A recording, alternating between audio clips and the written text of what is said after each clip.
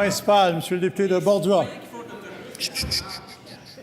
Monsieur le Président, je vais donner une autre occasion à la ministre de la Justice de revenir sur ses propos.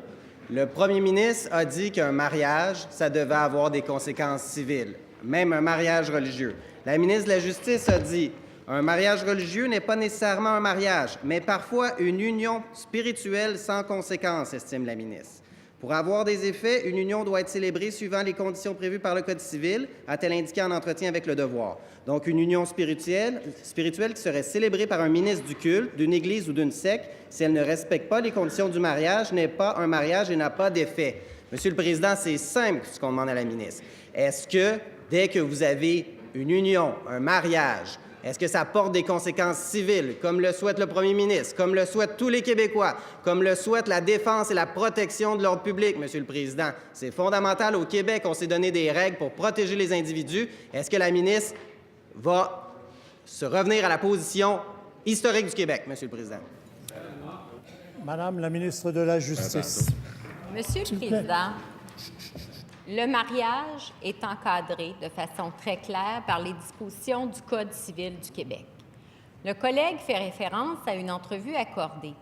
Oui, parce que dans certains cas, Monsieur le Président, on va bénir des unions en dehors des liens du mariage ou une fois que les gens auront préalablement contracté une union civile. Une bénédiction d'union, un renouvellement des vœux, c'est une union religieuse. Ce ne constitue pas un mariage, mais un mariage.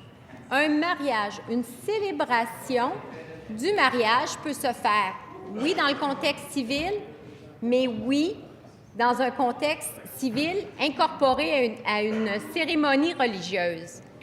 Là, on tente de l'autre côté de semer la controverse alors que les dispositions de notre Code civil ont fait l'objet, Monsieur le Président, de défense devant les tribunaux et continueront de le faire. Première complémentaire, Monsieur le député de Borduas. Monsieur le Président, la seule personne au Québec qui sème la confusion, c'est la ministre de la Justice. L'Église catholique qui est au Québec depuis toujours a toujours interprété les dispositions du Code civil de la même façon. Lorsque vous vous mariez devant Dieu, vous devez, si vous êtes célébrant, transmettre la déclaration de mariage. La constitutionnalité des dispositions du Code civil du Québec n'est pas en cause dans la question en cette Chambre aujourd'hui. Ce qu'il faut faire, Monsieur le Président, c'est que la ministre se lève et dise, dès que vous allez vous unir, que ce soit devant Dieu, devant l'État, il y a transmission de la déclaration de mariage et ça emporte des conséquences civiles. Madame la ministre de la Justice. Monsieur le Président, le Code civil est clair. Les ministres du culte autorisés à célébrer des mariages, parce qu'encore faut-il être autorisés, ont des obligations qui découlent du Code civil. C'est clair. Ces dispositions, ces obligations, on les retrouve, oui, à l'article 118, on les retrouve à l'article 375. On tente de semer la confusion.